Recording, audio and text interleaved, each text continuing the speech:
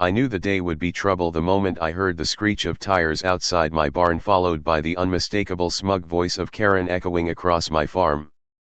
But even I wasn't ready for what I saw when I stepped outside. There it sat, a brand new, sparkling silver Bentley, angled sideways, blocking the entire barn door like some sort of trophy on display. The sun glinted off its perfectly polished hood, almost blinding me. And next to it stood Karen, sunglasses on, hands on hips, smiling like she had just solved world hunger. "Farmer John," she said, dragging out every syllable, "your old barn is ruining the aesthetic of the neighborhood. So I decided to park my car here. It'll remind you to move it." I blinked once. Twice. Karen wasn't joking. She was dead serious. My barn is my livelihood. My tractor is inside. My animal's feed is inside. And my daily routine, already tight, was slipping behind while she was treating my property like her personal valet stand. I tried reasoning with her at first, even though reasoning with Karen is like trying to negotiate with a tornado. "Karen, you can't park here. I need access. Move the car." She laughed. Actually laughed.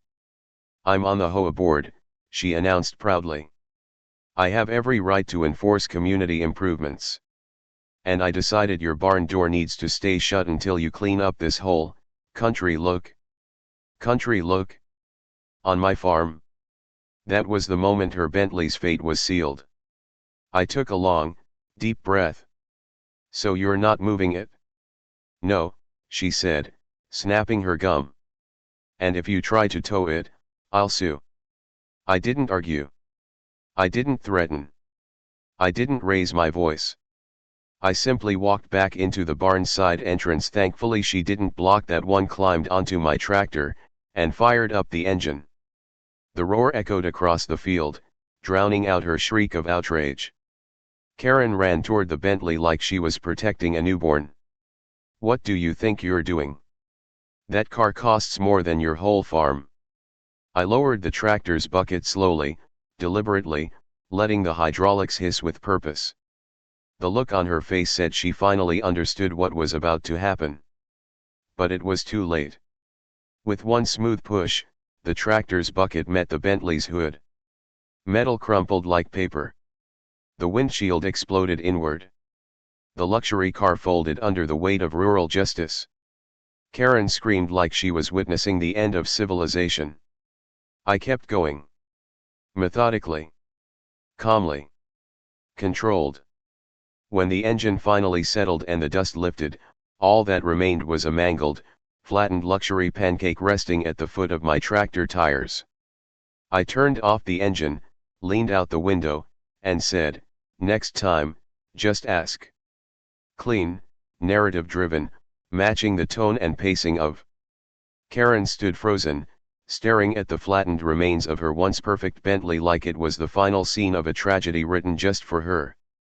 Her jaw trembled, her hands shook, and those oversized sunglasses slid crooked on her face. The woman who had strutted onto my property with unearned confidence was suddenly reduced to a sputtering, speechless storm about to break. You destroyed it," she shrieked, voice cracking like a firework. "It was in my way," I replied calmly. "I moved it with what I had available." Her scream echoed across the fields, loud enough to scare a flock of birds out of the trees. She bolted toward me, waving her arms like she was summoning demons. "I'm calling the police. I'm calling the HOA. I'm calling my lawyer. You'll lose your farm. You'll go to jail." Instead of arguing, I stepped off the tractor and leaned against its side, arms crossed. I'd been farming long enough to know that losing your temper only feeds people like Karen. And besides, I had three things going for me she didn't know yet. The land is legally and fully mine. There are cameras around my barn. The sheriff is my cousin. Karen punched numbers into her phone like she was trying to break it, spitting words into the receiver. "Sheriff. A farmer destroyed my property. With a tractor. On purpose. I need him arrested immediately. I waited. She waited. The sheriff arrived 10 minutes later, his cruiser kicking up dust along the dirt road. The moment he stepped out, Karen ran to him dramatically, like a bad actress in a low-budget soap opera. Arrest him. Arrest him now. The sheriff looked at me, raised an eyebrow, then looked at the crushed Bentley. John, he said, explain. I nodded toward the barn door. She blocked it. Told me I wasn't allowed to open my own barn. So I used my tractor to get through. The sheriff turned to Karen. Did you park on his property without permission? Karen hesitated, but only for a second. That's not the point. He destroyed my car. It is the point, the sheriff replied. Private property laws apply here. HOA rules end at the property line. And you crossed it? Karen blinked rapidly, trembling with anger. So, you're not arresting him? No ma'am, he said. But I am writing you a trespassing citation. Her entire face contorted into a furious, shaking pout. Then, just when I thought she couldn't get more dramatic, she stomped her foot, shrieked something unintelligible, and stormed off down the road like a cartoon villain who'd just lost. I watched her go, then turned to the sheriff. Coffee? I asked. Always, he said. Another peaceful day restored. Karen didn't disappear quietly after the Bentley flattening incident. Oh no. People like her never retreat, they reload. 2 days later, I found a thick envelope taped to my mailbox with enough legal jargon to choke a lawyer. Karen had filed a lawsuit claiming malicious destruction of luxury property, emotional trauma, and my favorite, agricultural intimidation. She actually claimed I intimidated her, on my own farm. I laughed so hard I nearly dropped the papers in the mud. But here's the part Karen clearly didn't know. My security cameras recorded everything. Every insult. Every threat. Every smug declaration about blocking my barn. So when court day came, she arrived wearing her most dramatic black dress and a neck brace, yes, a neck brace claiming spinal trauma from the shock. Meanwhile, I walked in with a USB drive and a calm smile. The judge barely made it 5 minutes before sighing deeply, rubbing his forehead, and asking, Ms. Karen, why were you parked on this man's property? She stuttered. She sputtered.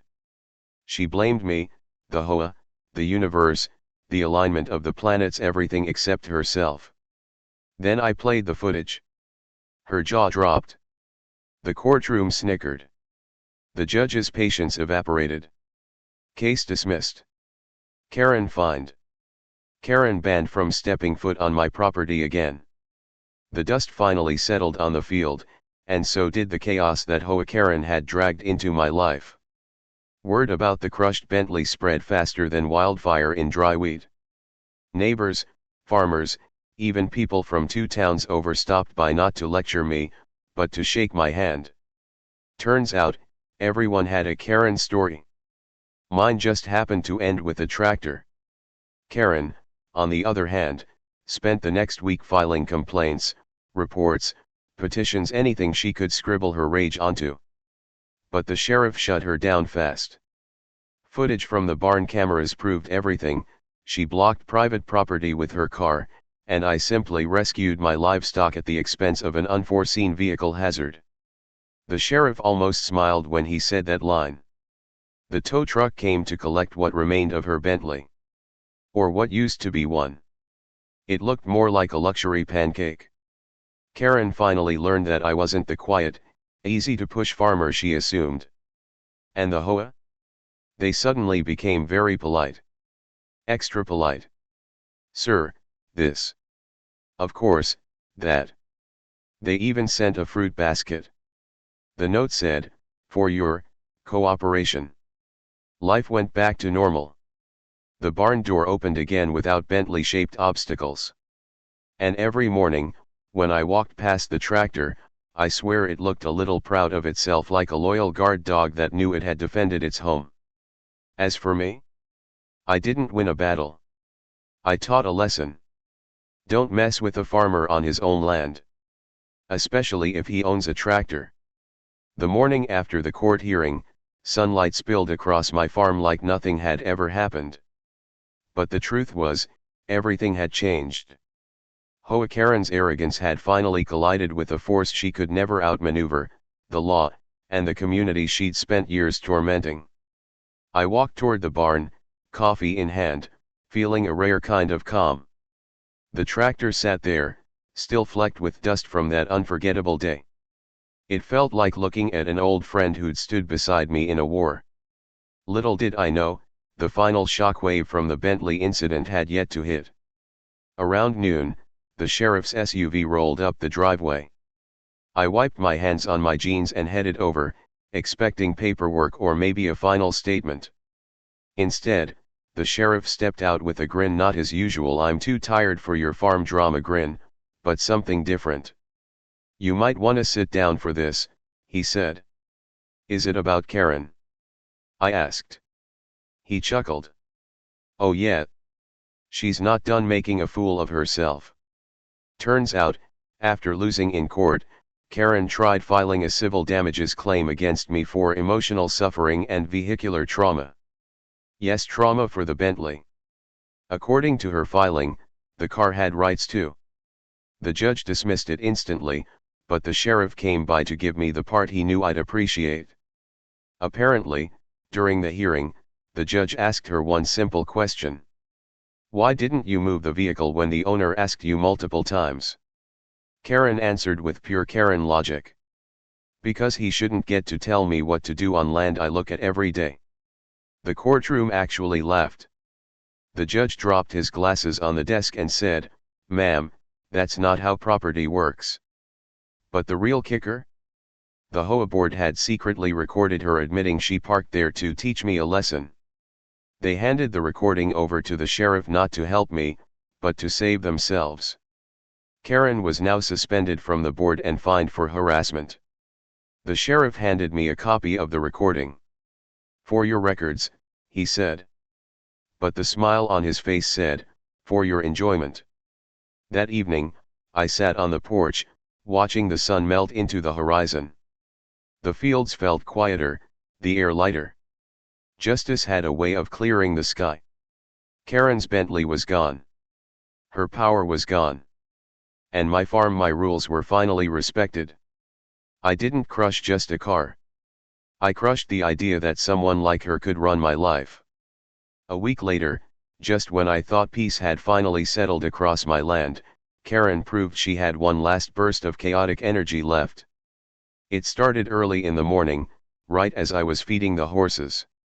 I heard gravel crunching and looked up to see her marching across my driveway with a clipboard, sunglasses, and a fury that suggested she was planning to start a war or end one. I almost laughed. "Morning, Karen. You lose something." She didn't smile.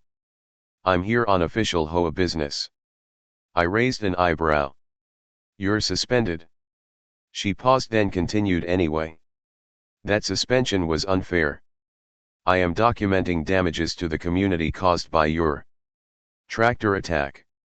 I folded my arms.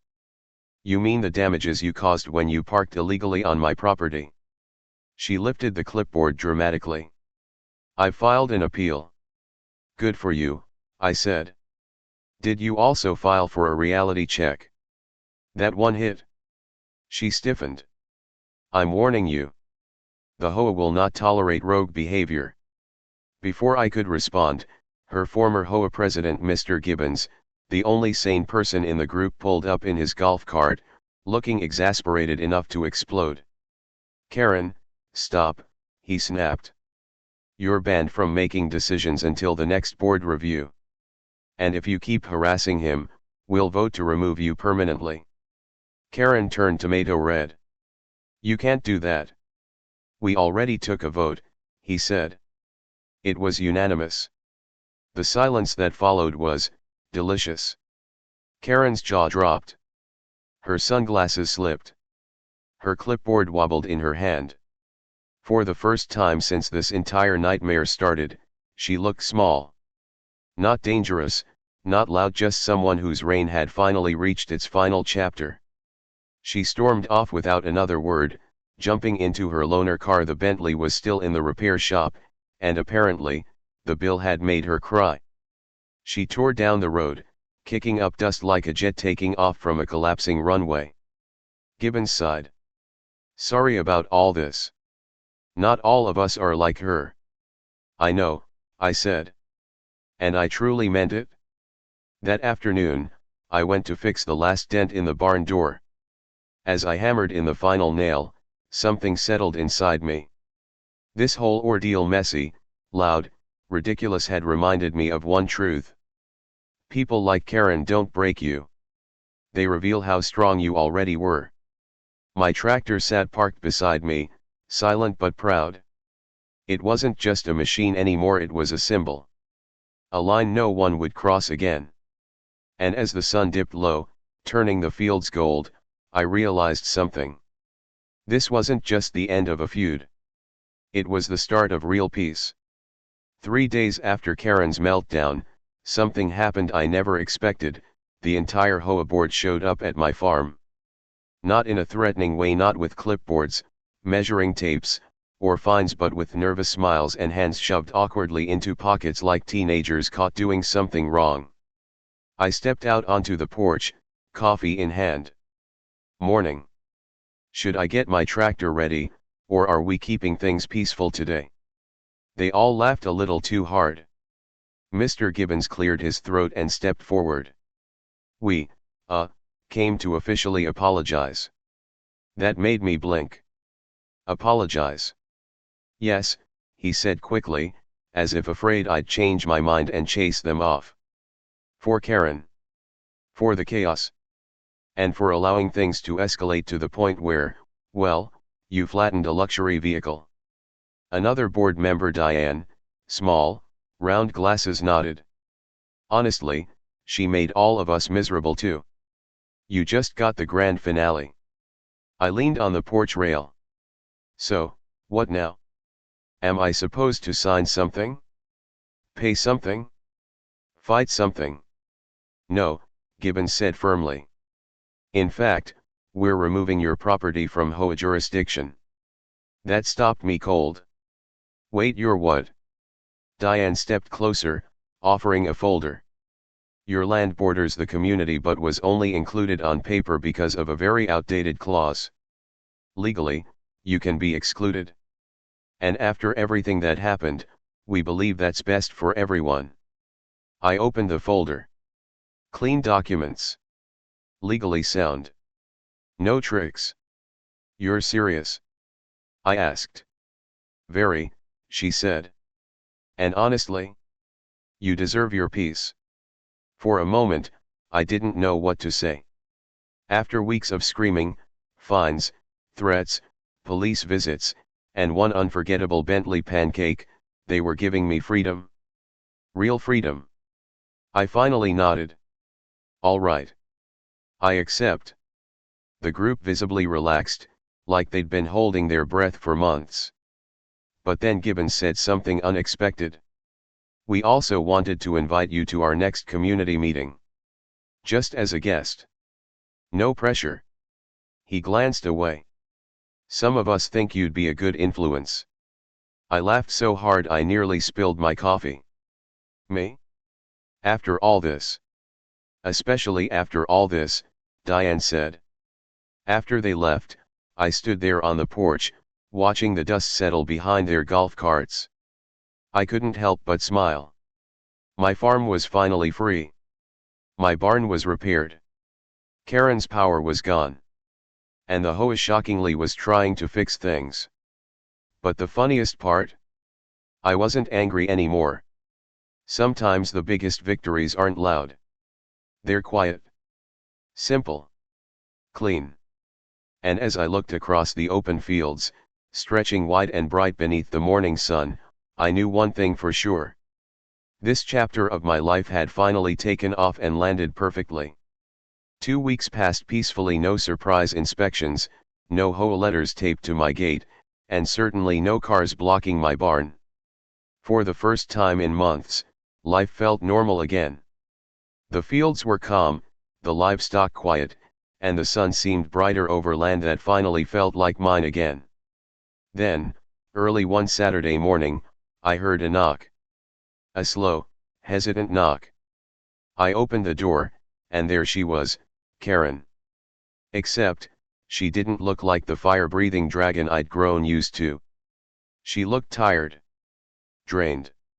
Shoulders slumped, eyes rimmed red, hair pulled into a messy bun that lacked its usual weaponized precision.